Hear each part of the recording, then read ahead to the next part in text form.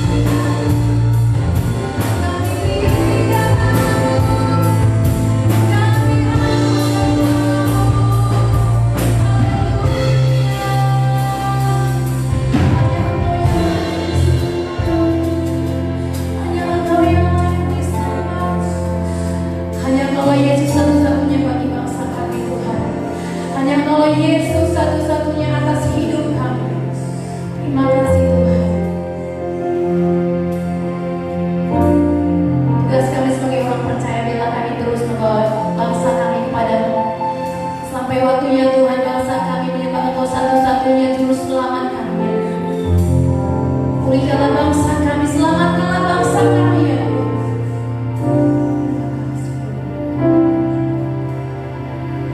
Bagi bangsa ini kami berdiri dan membawa doa kami kepadamu. Sesuatu yang besar pasti terjadi dan mengubahkan negeri kami. Hanya namamu Tuhan ditinggikan atas seluruh bumi. Bagi bangsa ini kami berdiri dan mengangkat kepadamu ya Tuhan. Kami kepadamu. Sesuatu yang besar pasti terjadi dan mengubahkan negeri kami. Hanya namamu Tuhan ditinggikan atas seluruh bumi. Kami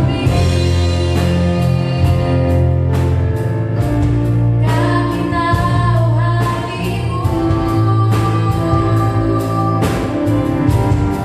hatimu ada di bangsa ini. Kami tahu hatimu ada di bangsa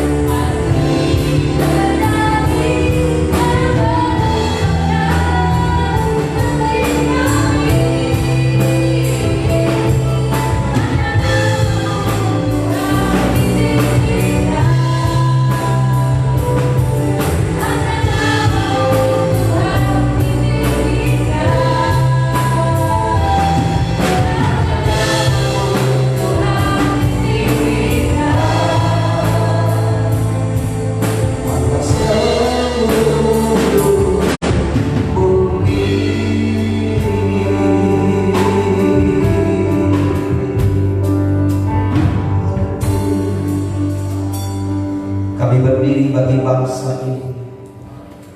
Kami membawa bangsa ini kepadamu. Engkau Allah yang mengasihi negeri kami. Engkau Allah yang mengasihi bangsa ini. 75 tahun kemerdekaan sudah kami lalui. Pasang surut Tuhan izinkan terjadi atas negeri ini. Tapi kami bersyukur anugerah-Mu dahsyat atas Indonesia. Di tengah-tengah pandemi COVID-19 yang belum selesai Tuhan, kami tetap memiliki pengharapan di dalam-Mu bahwa badai pasti berlalu, pelangi kasih-Mu terbit atas Indonesia. Kami mengangkat hati kami Tuhan, berkati negeri kami, limpahi negeri kami dengan keamanan. Biarlah di masa-masa yang sulit hari-hari ini, tangan kasih-Mu tetap tertuju atas negeri kami Indonesia. Diberkati negeri kami, pemulihan terjadi atas negeri kami. Mari Bapa, siapkan hati kami. Kami yang ada di tempat ini, yang mengikuti live streaming, di tempat kami masing-masing, kemurahan kasih setiamu pun turun atas kami. Berkati kami Tuhan, urapi kami. Kami siapkan hati hidup kami untuk diberkati firman-Mu. Dalam nama Tuhan Yesus, mari sama-sama kita katakan amin. Silakan duduk Bapak Ibu Saudara.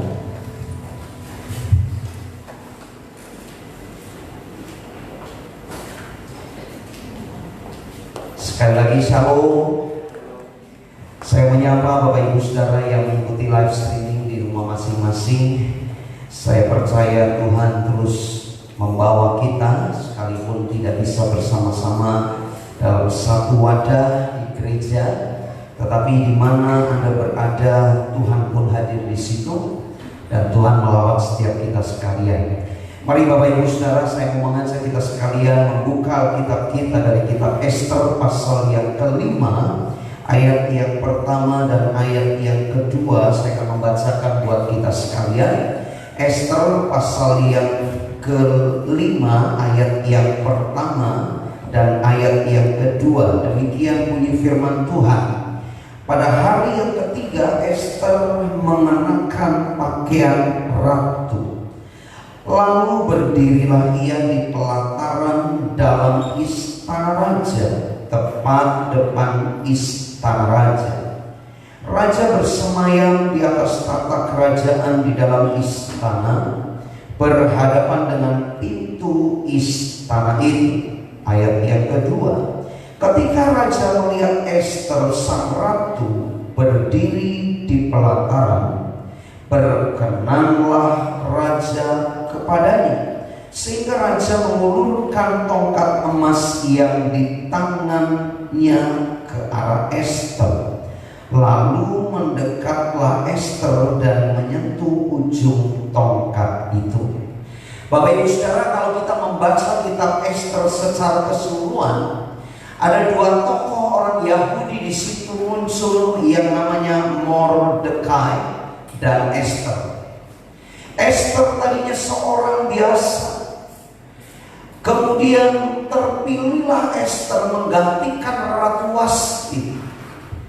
Saudara, kemudian dalam cerita dikisahkan ada tokoh lain yang namanya Haman, yang memiliki rencana jahat dan berkonspirasi, kemudian mendatangkan satu ketetapan, satu rencana untuk memusnahkan orang-orang Yahudi yang ada di Puri Susan atau benteng Susan, yang mana Ahasiweros menjadi raja saat itu. Saudara, dalam kondisi umat pilihan orang-orang Yahudi waktu itu terancam punah, maka Mordekai memberikan kabar dengan satu hal yang luar biasa. Mordekai berkabung, kemudian turun ke jalan dan dilihatlah oleh Ratu Ester.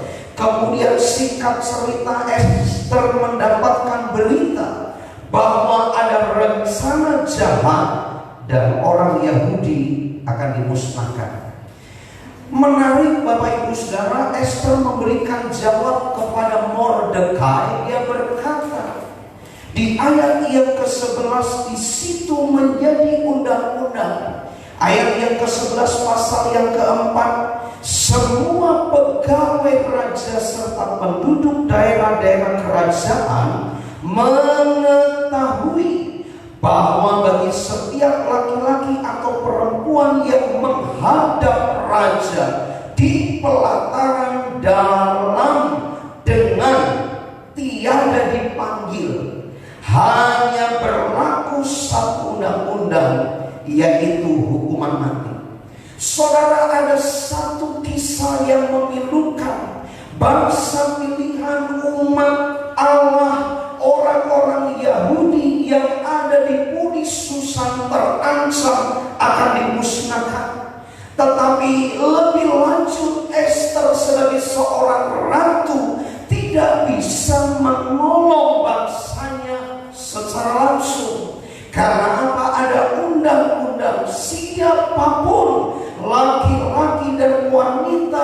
para pembesar atau siapapun, apalagi rakyat jelata, tidak bisa berdemo dalam tanda kutip, kemudian menyampaikan aspirasinya kepada raja.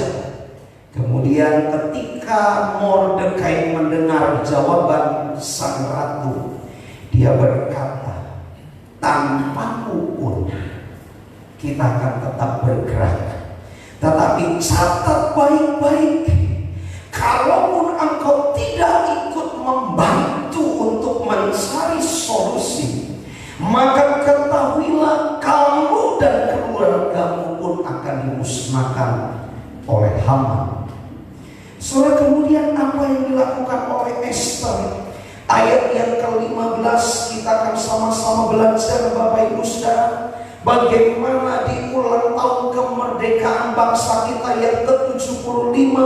Mungkin persoalannya tidak sama. Hari-hari ini kita mengalami yang disebut terdampak pandemi COVID-19.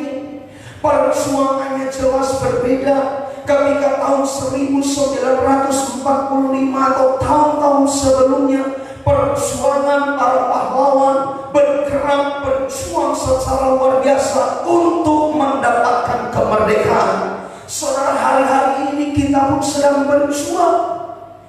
Dari Sabang sampai Merauke, kita semua melihat melalui media yang kita bisa lihat, kita bisa baca, Indonesia sedang berjuang melawan COVID-19.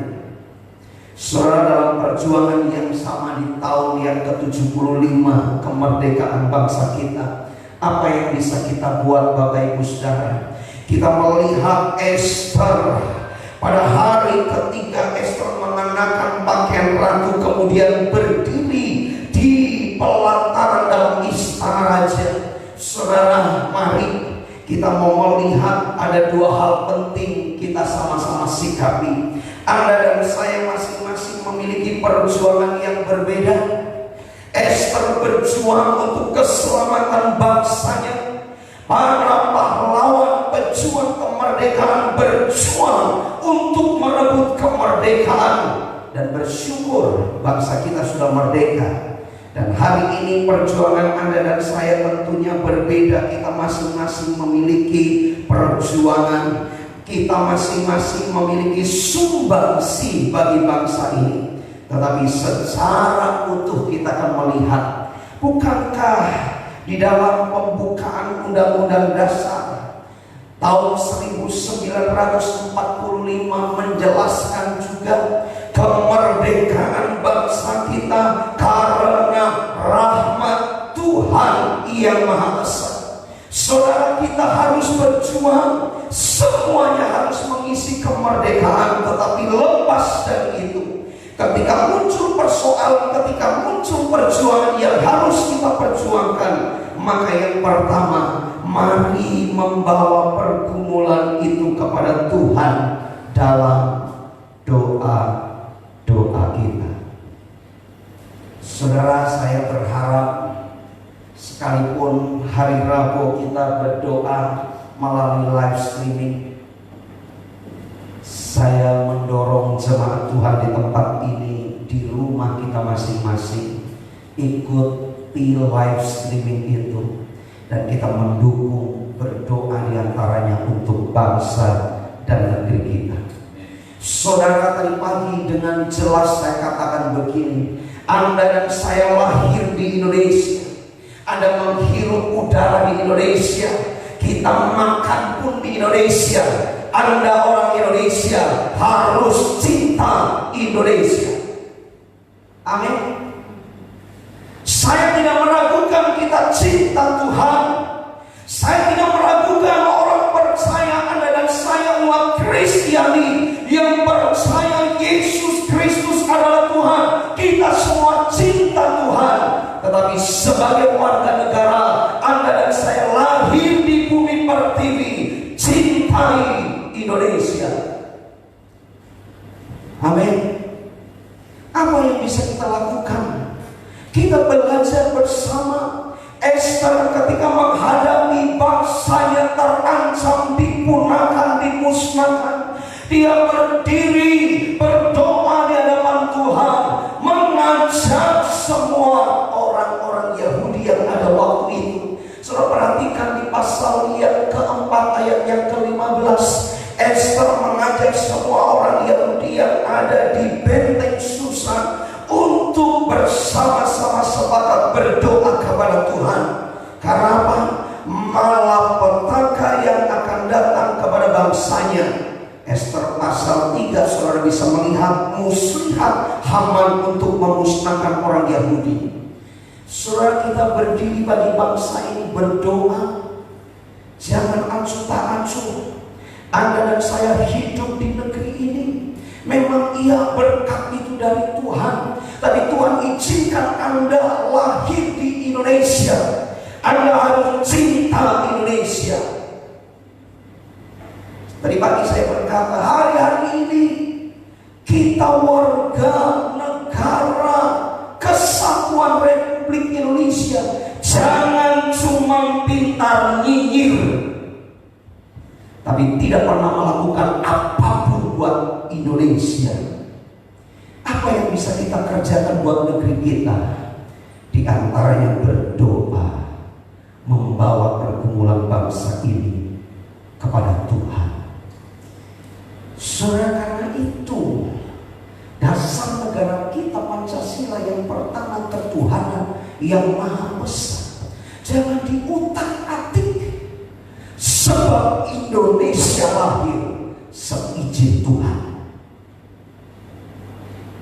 Saudara, ini menjadi peringatan buat kita. Saya mendorong orang Kristen, jemaat GBI Sokit, mari dukung pemerintah kita Indonesia dengan cara apa?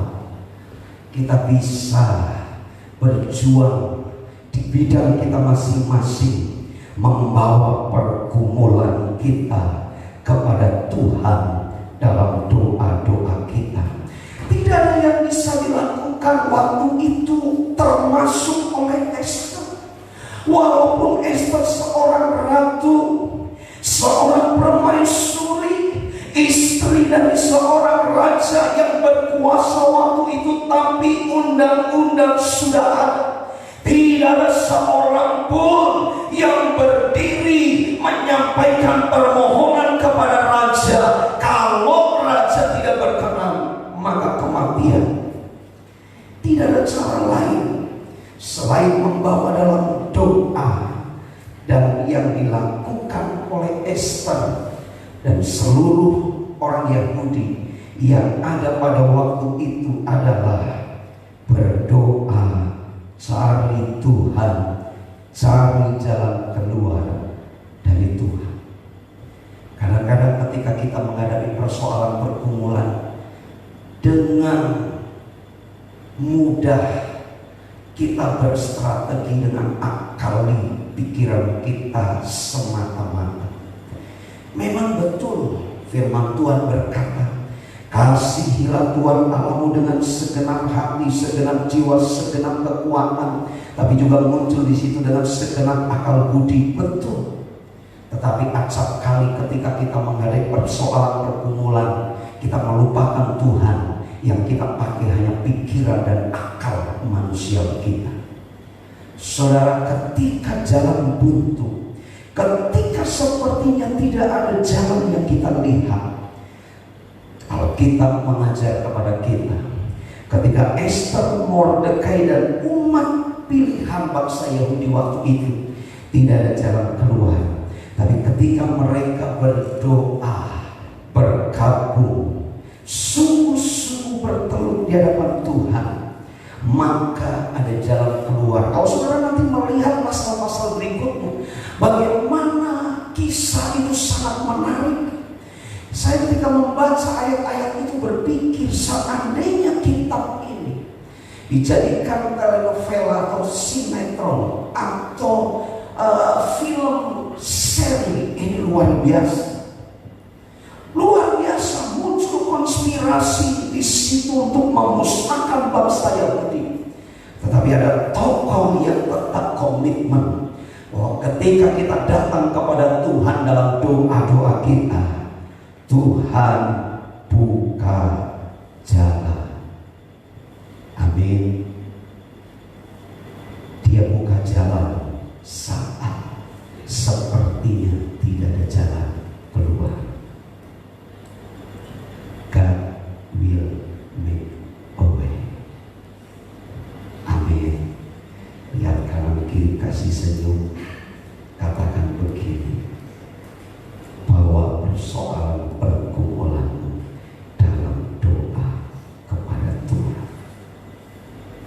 Yesus berkata begini, marilah kepadaku yang letih, lesu dan berbeban berat, aku akan memberikan kelegaan.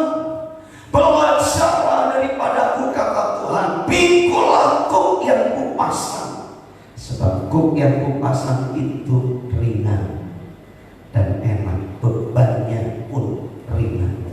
Saudara, ketika kita melibatkan Tuhan, sesulit apapun, Tuhan bisa buka jalan. Bangsa Israel ketika keluar dari Mesir, dikejar tentara Firaun dengan tentara kereta kuda yang luar biasa, lengkap dengan panah dan senjata, tombak dan lain sebagainya. Sementara bangsa Israel melihat di depan laut, mereka berkata kepada Musa, Musa, apakah di Mesir tidak ada tanah untuk mengubur kami, sehingga kau izinkan kami menghadapi situasi seperti ini? Kita akan mati. Lebih baik kita mati di Mesir, dikubur secara terhormat. Tapi dalam situasi itu, kalau saudara seandainya berpikir ada di situ, di menit-menit terakhir, detik-detik terakhir, Tuhan buat mujizat luar biasa. Laut terbelah dan dasar laut itu kering dan bisa dilewati bangsa Israel. Saudara pikir bahwa Musa membawa umat Israel itu semuanya sigap-sigap dan bisa berjalan cepat? Bagaimana dengan ibu-ibu dan anak-anak? Itu pasti sangat merepotkan. Saya berpikir sangat-sangat lelah buat Musa memimpin umat Allah keluar. Tetapi pertolongan Tuhan, Tuhan buat mujizat, bangsa Israel selamat. Semua bisa membaca dalam kitab Keluaran bagaimana Allah menuntun dengan tiang awan dan tiang api. Dan ketika bangsa Israel pun dalam pembuangan, berbagai persoalan muncul. Salah satu di antaranya kisah Ester. Orang Yahudi ada di Puri Susan dan terancam untuk dimusnahkan. Dan dalam hal itu pun sepertinya tidak ada jalan keluar. Tapi Ester Mordekai mengambil inisiatif, berdoa, cari wajah Tuhan. Yang kedua, Bapak Ibu Saudara, melangkah dengan iman. Lihat kanan kiri, kasih senyum. Bisik-bisik, mau keras dikit gak apa-apa, melangkah dalam iman. Alkitab mencatat, kalau saudara mau cari data dari perjanjian lama, bagaimana para imam ketika mengangkat tabut per tabut perjanjian dan harus menyeberangi sungai Yordan, kalau mereka hanya fasih, kemudian dengan lantang berkata kepada umat, percayalah Allah sumber mujizat. Tapi imam-imam tidak melangkah, maka sungai Yordan tidak terbagi dua, tersiap. Saudara masih ingat kisah Elisa? Bagaimana dia mengangkat jubahnya Elia dan memukul sungai dan tersibak juga. Saudara masih ingat janda Safat yang hanya punya gandum sedikit dan minyak yang sedikit itu? Saudara masih ingat banyak hal perempuan yang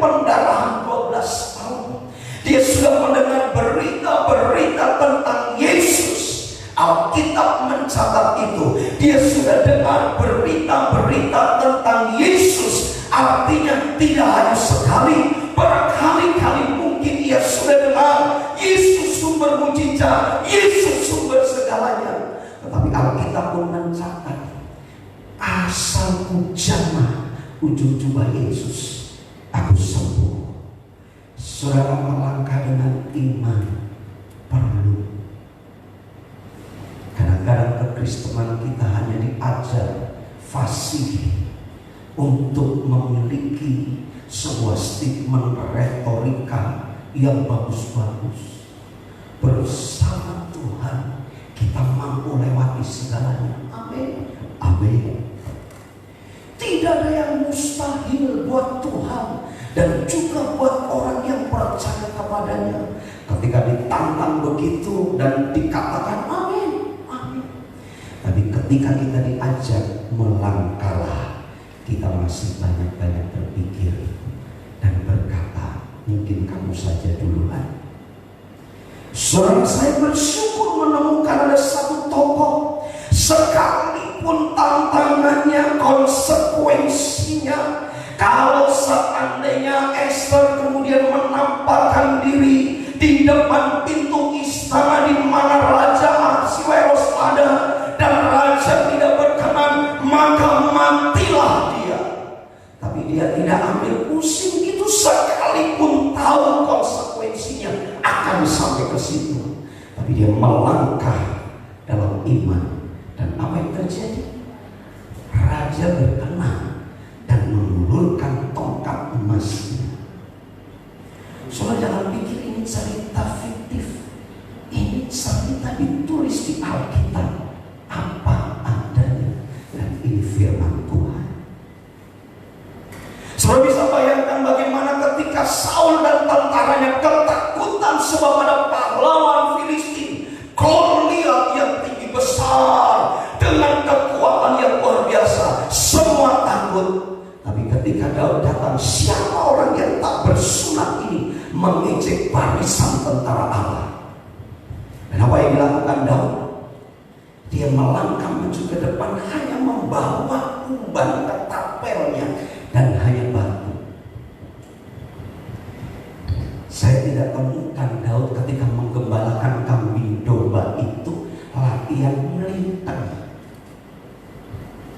Tapi Daud berkata, ketika aku menggembalakan kambing yang 2-3 ekor itu, ketika ada binatang buas, aku melawannya. Tapi menarik, saudara, dalam situasi tegang seperti itu, seandainya kita ada di posisi Daud, bisakah kita fokus mengumbar ketapel itu kena di jidat Goliat? Mungkin kalau kita di posisi itu kita sudah gemeteran, karena lihat Goliat yang tinggi besar, mau naruh batu di ketapel saya sudah gemeteran, apalagi mau mengumbar. Itu seperti apa itu? Tarian yang putus-putus. Wah, sudah gemeter, apalagi begitu mau melempar. Mungkin batunya jatuh di depan kita. Tapi luar biasa, ketika Goliat ngomong sama Daud, anjingkah aku? Ini medan peperangan, kok kamu datang begitu? Tapi Daud luar biasa. Aku datang dengan nama Tuhan yang maha tinggi dan dahsyat. Saudara, mari kita belajar konsekuensi apapun. Tidak lazim waktu itu seseorang menghadap raja, konsekuensinya kematian. Tapi luar biasa, Esther melangkah dengan iman, mengerti resiko yang harus ditanggung jika raja tidak berkenan, yaitu kematian.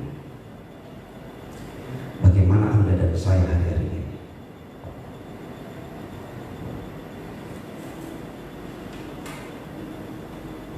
Mari kita punya bagian masing-masing untuk berjuang bagi negeri ini.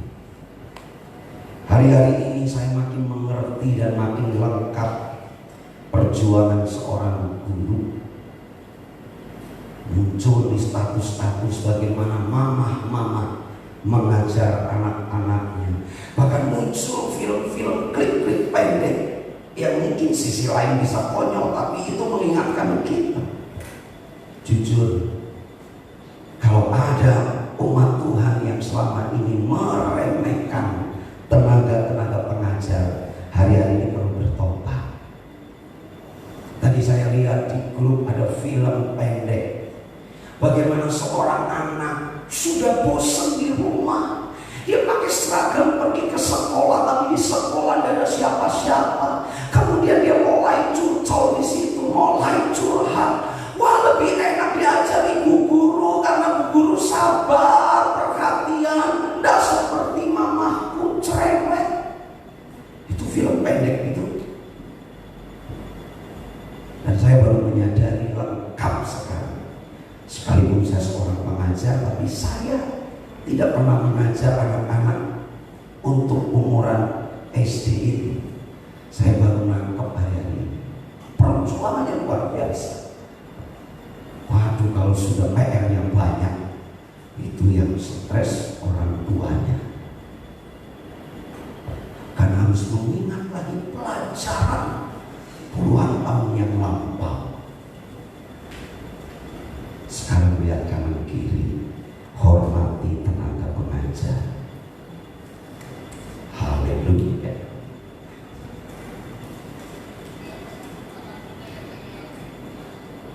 Selama ini kan kita nggak pernah berpikir, udah pagi hari tinggal taruh anak kita di TK, jam 10 kita jemput. Yang SD taruh pagi, taruh di situ, bawain bekal, kemudian siang jemput. Tapi hari-hari ini semua orang tua berjibaku. Tapi saya mau mendorong, itu pun salah satu bentuk perjuangan kita. Amin. Saya geli masih ingat kalimat yang di-share di grup lingkungan kami. Suatu kali waktu nanti, mungkin 10 tahun yang akan datang, kita akan cerita ke anak-anak kita, atau mungkin anak-anak kita ketika beberapa belasan tahun ke depan mungkin menikah, kemudian punya keturunan, mereka akan cerita, nah dulu papa mama jadi pahlawan tahun 2020, tidak boleh pergi kemana-mana, cuman diam di rumah, gelundang gelundung, makan di rumah, tapi jadi pahlawan. Karena apa? Membantu pencegahan penyebaran virus corona. Kita ini pahlawan ternyata. Yang keluar rumah harus pakai masker, yang tidak sudah dapat tugas yang siap tangkap dan swab. Tinggal pilih yang mana.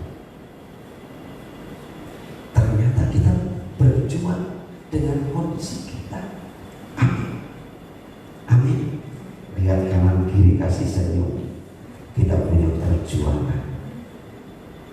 Saya ketika membaca kalimat itu, saudara. Yang ikut live streaming bukan orang Jawa, guyu itu tertawa. Gelundang-gelundung itu bolak-balik karena kerjaannya di rumah, tidak boleh keluar rumah, kerja dari rumah, semuanya aktivitas dari rumah, tempo-tempo kesel, capek, tiduran, gelundang-gelundung itu bolak-balik badan. Tapi itu pahlawan untuk apa? Pemutusan rantai virus corona. Saudara, mari saya mau mengajar 2020. Mungkin ulang tahun kemerdekaan kita berbeda dengan tahun-tahun yang lalu. Gegap gempita meriah ulang tahun kemerdekaan tahun ini mungkin tidak seperti tahun-tahun lalu. Malam tasyakuran pun dibatasi, zona-zona tertentu tidak diizinkan. Tetapi mari kita punya perjuangan. Ketika Anda dan saya mengikuti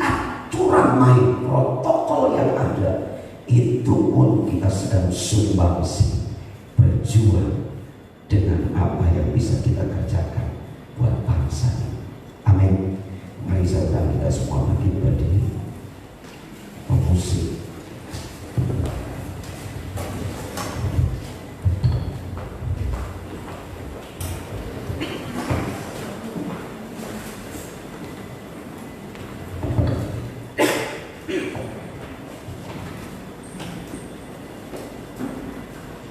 Kita datang kepada Tuhan.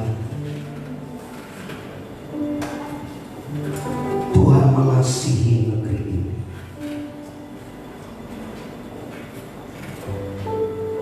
Bahkan kasih Tuhan jauh melebihi kasih kita terhadap negeri ini. Indonesia ada dalam perhatian Tuhan. Bangsa kita yang besar ini ada dalam genggaman tangan. Apapun teori kita tentang negeri ini, satu hal kita harus takluk, bahwa Tuhan berdaulat atas negeri ini.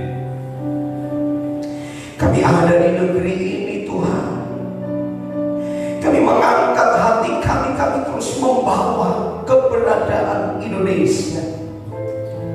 Kami tahu matamu sedang tertuju atas negeri ini. Tanganmu sedang terulur menolong negeri ini. Mari Bapa, mampukan kami negeri ini melewati masa-masa sulit pandemi COVID-19 ini. Kami tahu badai pasti berlalu, pelangi kasih-Mu terbit atas Indonesia. Berkat-Mu turun atas negeri ini. Berkati para pemimpin negeri kami, berkati presiden, wakil presiden, menteri dan seluruh kabinet yang ada. Kami berdoa untuk wakil-wakil rakyat, kami berdoa untuk lembaga-lembaga tinggi negeri ini, aparatur pemerintah, sipil, militer, TNI, Polri. Tuhan memberkati dari tingkat pusat sampai daerah, semuanya dalam kendali-Mu Tuhan. Mari Bapak Ibu Saudara, tangan kita. Kami berdoa buat Indonesia. Di usia yang ke-75 tahun kami mengalami kemerdekaan. Ini semua karena anugerah-Mu bagi bangsa kami Tuhan. Engkau mengasihi Indonesia, Engkau mengasihi negeri kami Tuhan. Mari Bapa, lawat negeri kami. Untuk pasien positif COVID-19, kami berdoa Tuhan mampukan berikan imun kekebalan, semangat yang baru, dan pemulihan kesembuhan Tuhan nyatakan. Kami berdoa untuk OTG-OTG yang ada di negeri ini, Tuhan melawat mereka sekalian. Biar tidak menjadi penularan berkepanjangan, tetapi kesembuhan Tuhan nyatakan. Engkau mencintai negeri ini Tuhan. Ajar kami pun untuk mencintai lebih negeri ini. Karena kami tahu kami lahir di negeri ini. Kami mau belajar mencintai negeri ini. Terima kasih Bapak. Terus Engkau mengasihi kami. Kami pun ada di tempat ini Tuhan. Menjadi warga gereja Bethel Indonesia Sokaraja Kidul. Tuhan mengasihi anak-anak-Mu di tempat ini yang berulang tahun di minggu ini. Untuk Natasha, Bapak Firmanto, Bapak David, Bapak Suliarto, Ibu Sriningsih, Ibu Elizabeth Munawar. Kami berdoa dan juga untuk anak-anak-Mu yang mungkin mengikuti live stream berulang tahun di minggu ini. Tuhan memberkati kami sekalian. Kesehatan, damai sejahtera, masa depan anak-anak-Mu di tangan-Mu.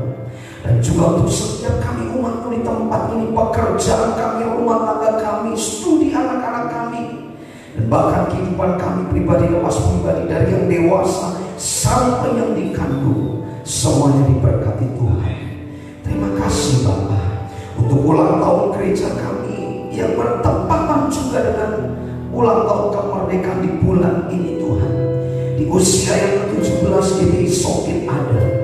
Tuhan memberkati, biarlah kami boleh menjadi berdampak bagi lingkungan, bagi orang-orang yang memerlukan uluran tangan-Mu.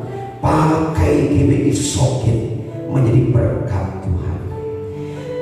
Kami menopang para pemimpin rohani kami, Ketua PPH Gereja Betel Indonesia, Ketua-ketua PPD yang ada di negeri ini, dan secara khusus PPD Cabang DIY, Ketua-ketua perwil yang ada di secara khusus perwil Badak Daya. Kami juga berdoa untuk gembala sidang kami. Tuhan memberkati gembala kami di tempat ini, kemanapun dan dimanapun pelayanan hamba-hamba-Mu para pemimpin rohani kami. Tuhan yang melengkapi, kesehatan, kekuatan terus Tuhan limpahkan, damai sejahtera terus Tuhan limpahkan.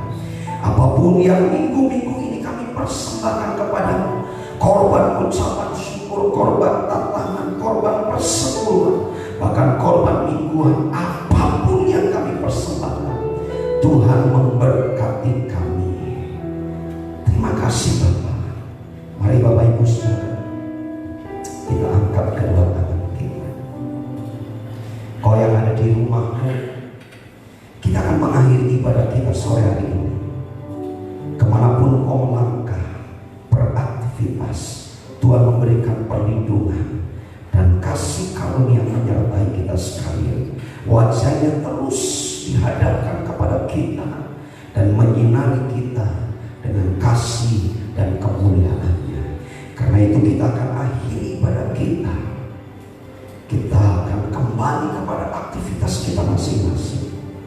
Terimalah rahmat berkat dari Bapa di surga, kasih sayang Tuhan Yesus, penyertaan tuntunan Roh Kudus menyertai kita sekalian dari hari ini sampai Dia menjemput kita di awan-awan yang permai, bahkan sampai selama-lamanya. Dari yang dewasa sampai anak yang dikandung, semuanya diberkati Tuhan.